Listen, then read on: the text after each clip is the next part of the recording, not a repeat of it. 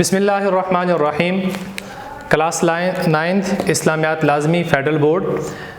जैसे कि आपको मालूम है कि रुकू नंबर 2 हम तर्जुमा और अल्फाज मानी मुकम्मल कर चुके थे और रुकू नंबर 2 के सवालात और जवाबात रहते थे। आज की क्लास में इंशाल्लाह हम रुकू नंबर 2 जब मैं कहता हूँ तो इससे मुराद क्या होता है, अद्दरसुल अव्वल बा, यानी सूरह अल-फ़ाल का रुकू नंबर 2 जिसकी आयत 11 से लेकर 19 तक थी, उसका सवाल जवाब। तो पहला सवाल हमारे सामने है, इस सबक में ग़ज़वा बदर के हवाले से अल्लाह ताला के किन किन इनामात का ज़िक्र है। जैसे कि आप जानते हैं कि आपको पहले मैंने ये बता चुका हूँ कई बार कि रुकू के आखिर में जो सवाल पूछा जाता है उसका जवाब हमने रुकू के दरमियान से ही देना होता है, मगर सीधा सीधा तर्जुमा नहीं लिखना होता, बल्कि उस आयत मुबारका में से हमने उन्वानात हेडिंग्स वो लिखनी होती हैं और हर हेडिंग के नीचे फिर हमने उसकी थोड़ी सी वजाहत करनी होती है ताकि वो जवाब तर्जुमे से अलहदा हो। तर्जुमा जो है वो होता है वो अलग सवाल होता है और मुख्तसर सवाल जवाब भी अलग सवाल है, तो दोनों के पैटर्न में, दोनों के तरीक़ाकार में फ़र्क है। तो पहला सवाल है कि ग़ज़वा बदर के हवाले से अल्लाह ताला के किन किन इनामात का ज़िक्र है। तो हम इसको मुख्तसरन लिख लेते हैं कि ग़ज़वा बदर के इनामात। ये हमारा सवाल हो गया, ग़ज़वा बदर के इनामात।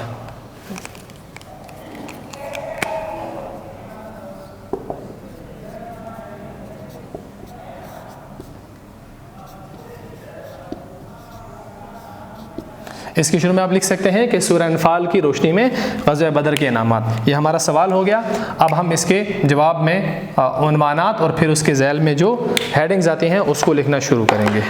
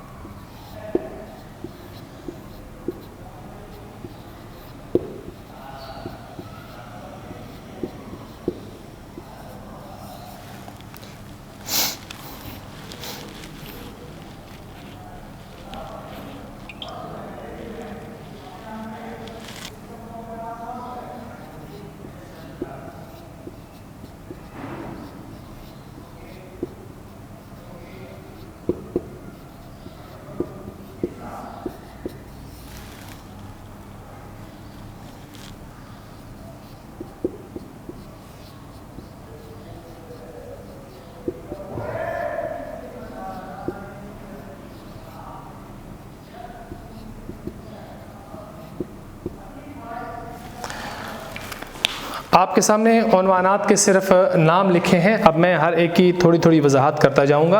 आपको सिर्फ हेडिंग्स मैंने लिखी हैं। नींद का तारी करना, ग़ज़वा बदर के इनामात जो सूरह अनफ़ाल में बयान हुए हैं उसमें से पहला है कि नींद का तारी करना। आप उसके ज़ैल में उसकी वजाहत क्या लिखेंगे कि ग़ज़वा बदर के मौके पर अल्लाह ताला ने मुसलमानों पर नींद तारी कर दी, जिससे उनके दिलों पर जो खौफ वगैरह था वो जाता रहा, ख़त्म हो गया। दूसरा, बारिश बरसाना।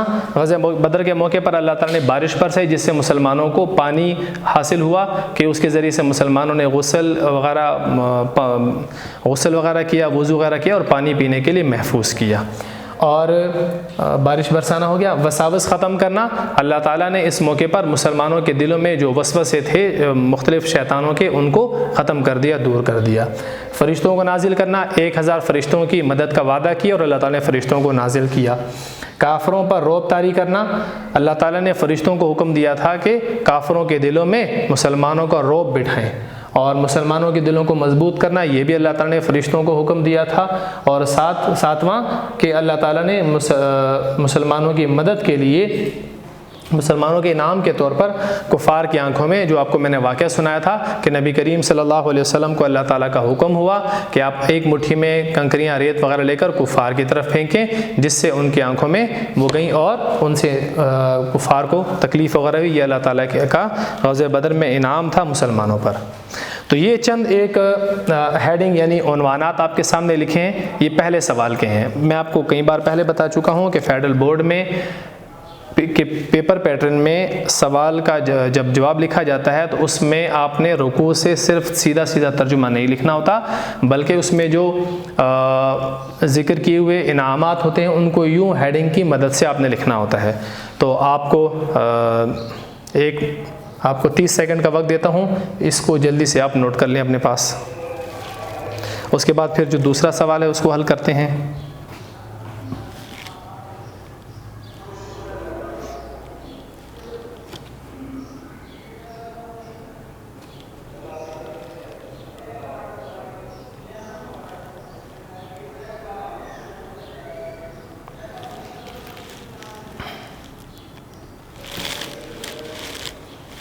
उम्मीद है आपने लिख लिया होगा, और मैं इसको मिटाता हूं और उसके बाद फिर दूसरा सवाल शुरू करते हैं।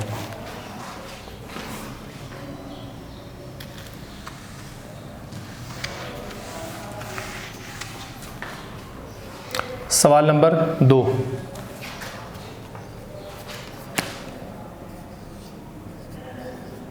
सवाल नंबर 2 क्या है? कुफ़ार के साथ मुकाबले की सूरत में सूरह अनफ़ाल की आयत में क्या हिदायत दी गई हैं? जी, हम इसको मुख़्तसरन क्या लिखते हैं? सूरह अनफ़ाल में मुसलमानों को, सूरह अनफ़ाल में मुसलमानों को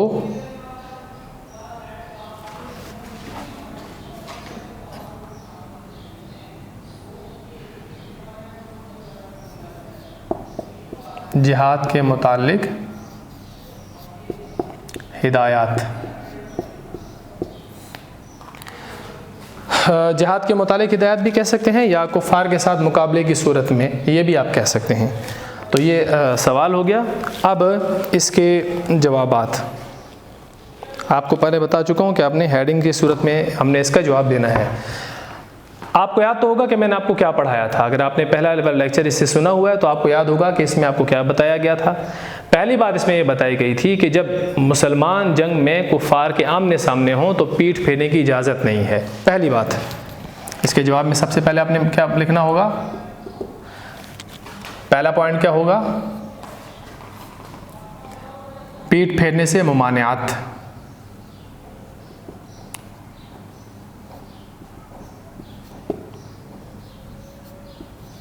मुमानियात का मतलब तो जानते हैं बच्चे?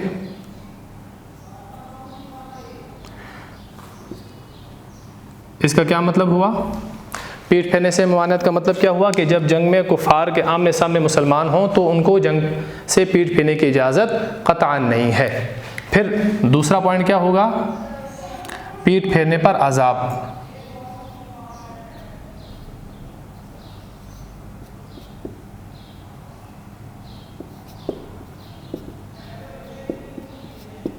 तो पीठ फेरने पर अज़ाब में हमने कौन से 2 अज़ाब पढ़े थे? इसके सब हेडिंग हम कौन कौन से बनाएंगे? एक क्या पढ़ा था हमने? बिग़ज़बिन मिनल्लाहि व मअवाहु जहन्नम, अल्लाह के ग़ज़ब के मुस्तहिक। और दूसरा क्या पढ़ा था? जहन्नम ठिकाना, या ठिकाना जहन्नम।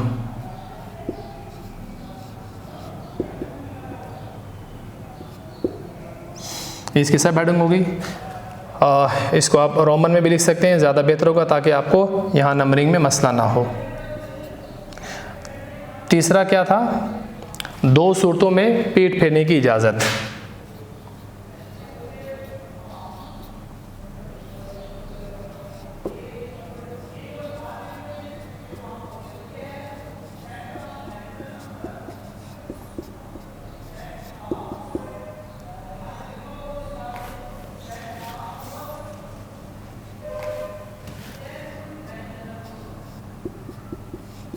और और वो 2 सूरतें कौन कौन सी हैं?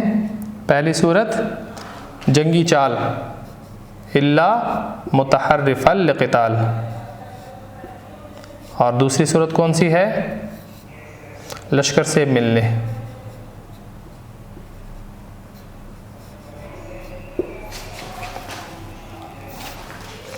जी, ये हमारा था दूसरा सवाल कि मुसलमानों को सूरह अनफाल में कुफ़ार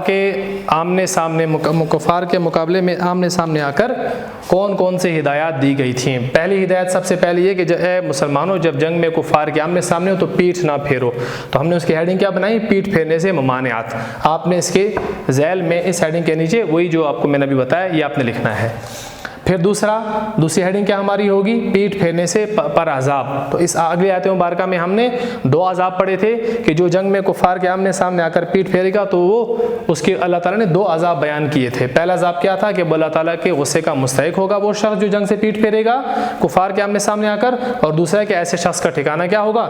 जहन्नम होगा। और तीसरा क्या था कि 2 सूरतों में पीठ फेरने की अल्लाह ताला ने इजाज़त दी थी। उसमें से पहली सूरत क्या थी कि जंगी चाल के तौर पर अगर कोई शख्स जंग से पीठ फेरता है तो वो अल्लाह के गुस्से का मुस्तहिक और उसका ठिकाना जहन्नम नहीं होगा, ये हिदायत दी थी। और दूसरी सूरत कौन सी थी कि अगर एक शख्स अपने लश्कर से वापस से जंग में मिलना चाहता है और इसलिए वो जंग से पीठ फेरता है तो इस सूरत में भी वो अल्लाह ताला के गुस्से का मुस्तहिक और उसका ठिकाना जहन्नम नहीं होगा और उसको पीठ फेरने की इजाज़त है। तो ये हमने आज के क्लास में ये 2 सवालात थे इस रुकू के, वो हमने मुकम्मल कर लिए। इस पैटर्न पर यहाँ पर मैं ये सिर्फ हेडिंग्स लिखता जा रहा हूँ। आपको खूब मालूम है कि हेडिंग का मतलब ये है कि आपने उसको मोटे मार्कर के साथ, जब भी इस किस्म की हेडिंग होगी तो आपने उसको मोटे मार्कर के साथ लिखना है और उसके सामने वाली लाइन में नहीं लिखना बल्कि उसके नीचे वाली लाइन में उसकी वजाहत करनी है।